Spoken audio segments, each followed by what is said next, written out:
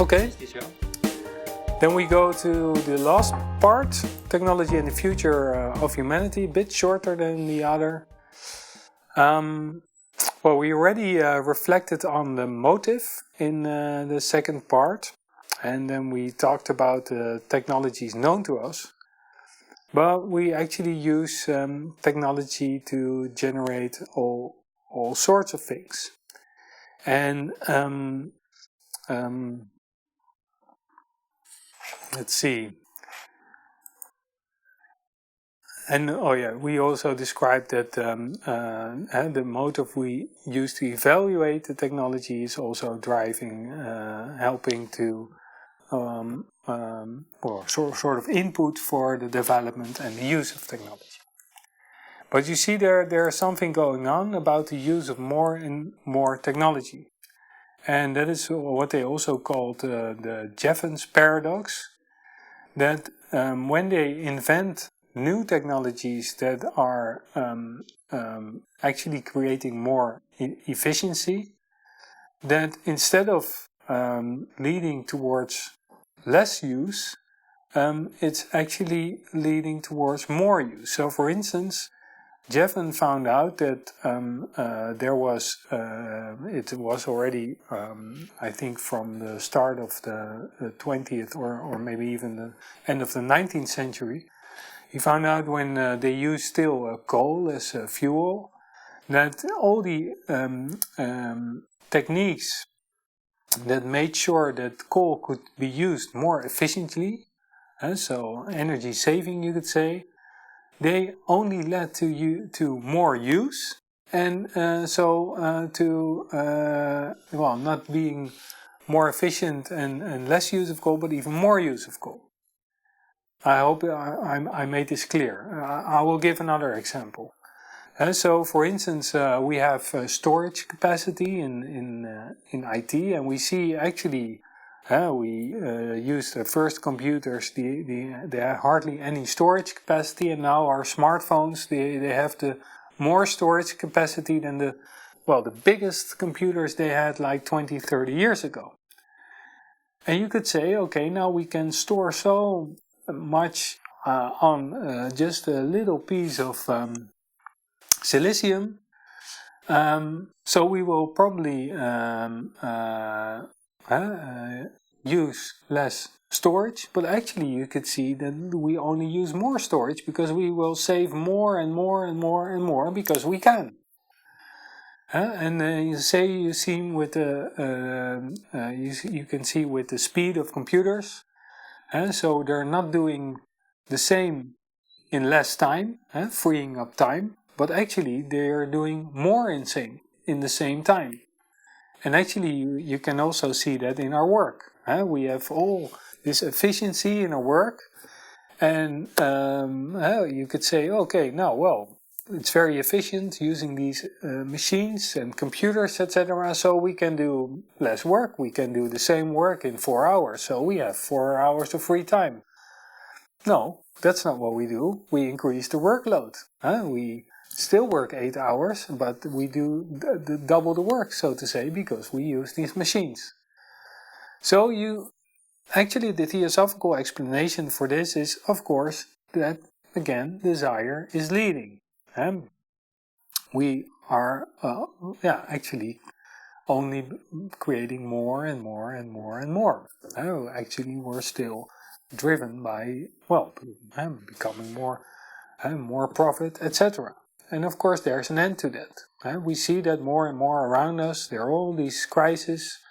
We have very efficient agriculture, but we see more and more that it's at the expense of nature.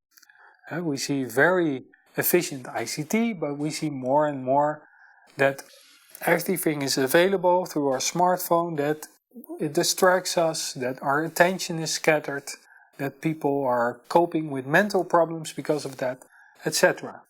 And it's actually focusing on what Plato in his dialogue, the state, called by the feverish state, the state of fever, where we are driven by all these non-necessary needs, and get more or less addicted to it. And if you look at all the technological progress we had in decades, there's still inequality between rich and poor, and indeed it is still only even increasing. So what could be the place of technology in the future if we really see it in the evolution of man as outlined by Theosophy? Well, let's first look at that, and then also reminding that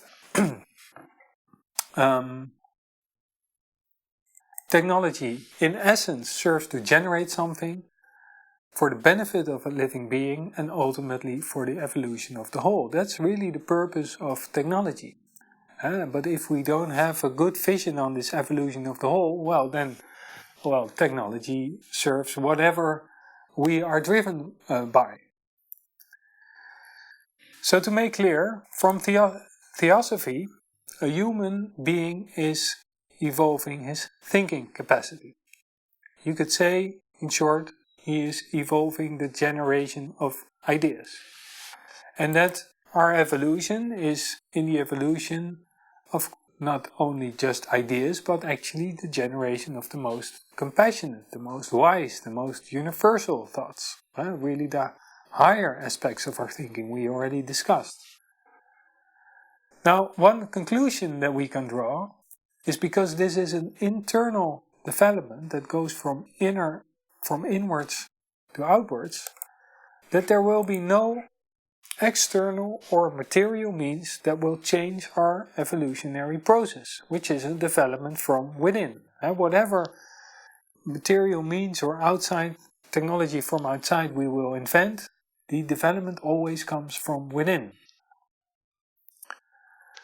However, that doesn't mean that we should waste the means to alleviate suffering. In short, one of our teachers also described more or less, this is not her exact words, we should give bread and philosophy. If people are in need of that, we can help by providing the necessary food, but for the stomach as well as for the mind. And of course for the mind, that will help them to, in a structural way, in a sustainable way, to come out of their suffering. But of course, if people are starving for food, we should also give them food if we can. And it also applies, of course, to the means that we have, the technological means that we have to alleviate suffering. But if we talk really about the human evolution, we can conclude that it's mainly wise people who can best teach other people. And of course, this is not a job for AI or any other technology. And we really learn from each other. It's, evolved human beings that can show how to evolve ourselves as human beings. So then we come back at these different degrees of evolution, and then we can see that what I made more lighted up in this table is what we especially should look out for. Those are the people that are already ahead of us in their evolution and who are actually showing what the future of humanity look like. These are the sages, the founders of the world religions, of the world philosophies, the teachers of mankind, the Buddhas and Bodhisattvas in Buddhist terms. Those who have reached a state of enlightenment, who are spiritually awakened, and who have even stalled their individual progress to be able to help others, to help all beings behind them in evolution to reach their level and even beyond. Now these people are out there, and we can get in touch with them. But this is above all a matter of developing ourselves, to resonate with them with a corresponding, compassionate and wise mentality. Now Gottfried de Perucker, one of our teachers, said about this, how to become a fifth rounder. By following the law, cultivating the 6 glorious virtues, cultivating your intellect, cultivating your heart. Become impersonal, learn to forgive, learn to love. These are manly virtues. And you see here in this short quote from the Peruker the emphasis on mentality, what it's really all about. And why? Because with our accelerated evolution, we will also have at some point our disposals over powers over nature, making much of today's technology obsolete. For example, the Peruker indicates that a 7-round man will become a kind of God-man, who has complete mastery over all 7 principles, from the most universal to the most vehicular. For example, he writes, he would be able to deploy his vitality, his life force or prana, so as to throw out bolts of lightning. He would be able to cleave a rock in half without any effort, and his astral body would be able to pick up every vibration. In short, he would be able to hear and see everything, perhaps even understand all beings in nature, and listen to the harmonies coming from atoms to planets. And he writes, his body will be made up of light, radiant like the sun. Well, if we are honest with ourselves, we probably will all be very frightened if this would be possible for someone with the average mentality today, and without the necessary unselfish mentality that the Peruker now points at. And understand well, it is not because of these future powers that we are advised to practice virtues, and becoming and being these virtues only makes us truly the human being of the future. And these powers will then come naturally to us precisely because we want to use them only in line with nature, only for the good of the whole. Now, if we look at these 6 glorious virtues that the Peruker mentions, what are these? We are talking about the 6 or 7 exalted virtues or mental attitudes, and they are also called the Paramitas in Buddhism. And we paid a lot of attention to them in our 2021 symposium, Building the Mentality of the Future, 7 Sources of Wisdom and 7 Character Transformations. So be sure to take note of that symposium through our magazine. The report of that symposium was published in our magazine Lucifer. You can find it on our website. And also you can rewatch the video recordings on our YouTube channel. And so you see we make grateful use of these technologies like YouTube to also spread our universal wisdom. Although if we are critical, we would also like to see other algorithms on YouTube that are less focused on advertising and all kinds of sensation. But well, I guess this is just now the platform where people are, and hopefully they will find us more and more. I clearly hope that I have conveyed that the development, the use and evaluation of technology is always really about the motive. And hence, as Blavatsky writes when she introduced these paramitas in her work The Voice of the Silence, she said, to live to benefit mankind is the first step. Because all these virtues or paramitas are natural for our mentality and behavior if we realize our oneness with the universe itself, with humanity, our oneness actually with all living beings, our oneness with the boundless ocean of life, you could say, which is the source of all. And then the future comes at us from behind, because we reap what we have sown before in this or a future life, in thought and in act. And if we want to direct our future and make it more harmonious for us and the world around us, we will have to start sowing now. So, to conclude this part, our future lies in the development of an unselfish mentality, compassion for all that lives, understanding, forgiveness and wisdom. No technology or external means will change anything about our evolutionary process, because the development always comes from within, and the future comes over us from behind. We create it now, every moment, with every thought and every act. Okay, let's pause again for 3 minutes and then time for your last questions. Okay, welcome back. Henk, any questions? Yeah, sure. Yeah, there is one question I think very interesting. You started your lecture about telling that when your people ask about the future of humanity, they usually talk about technology, more technology, Yes. more technology. Yeah. And now in your lecture, you said in a certain way, this is only the outside of life, and the things where we really can find, you see, durable wisdom, durable harmony, and durable cooperation. So a real future for humanity instead of strife. Yes. Are absolutely, how you call it, niet afhankelijk, Not dependent. not dependent on technology. No. So what about the ideal, the future ideal? Yes. Well, that makes it. Thank you for this summary, Hank, because that's actually the main point. That our human evolution lies so much more in developing our inner abilities, our character in a more universal way, in a more compassionate, wise way, etc. And we do not need any outer things for that. And of course, we can use very simple things. Of course, we can use all the things we know from agriculture to feed each other. We can make beautiful clothes. We can make beautiful instruments to play music. We can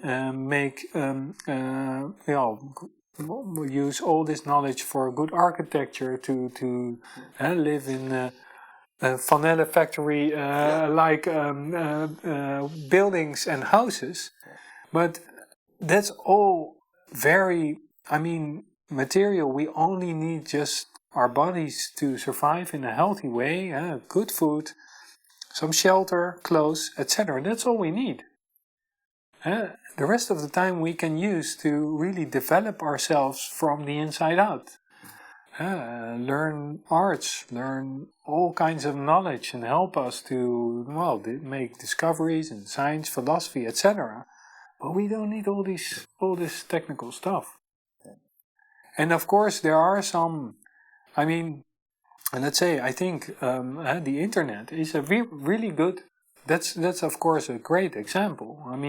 Now we can have contact with all around the world. That's really amazing, of course. So the technology can really be of good use, but it all comes to, the development of character in the end. Yeah. And, I think that's very clear. Yeah. So in a certain way, I get out of your words that people have the idea of technology is without margins in the development, but it is in fact only a little, perhaps necessary, but it is only a very small aspect of the much larger marginless possibilities of human consciousness. Right. And I think. And like the pitfall is, and that's where Blavatsky points at, is that this access in technical knowledge actually sometimes can hold us back from our evolution. That we are so much specializing and in this small rut of focus that we lose track of what's really going on. And that's something I think that's also important, that if we look at all this progress that we have, but still that there is so much inequality and actually it's growing, how can this be? We have all the knowledge to feed everyone, give everyone a good environment, but you see that then the technology is misused for some people to still gain more and more. Of course, out of ignorance many times. So if they would really realize that they're actually reincarnating beings, developing their character life after life, they would hopefully invest their energy otherwise. Yeah. I think it's clear. Yeah, I think those were the questions. Thank you. Thank you all for your attention. I hope it makes you think more about this subject. Then next week we have our study on this subject. So I think some people already asked about literature. I have some small excerpts from literature as a preparation for the study you can find on our website after this lecture. Then after the study we will have a next series.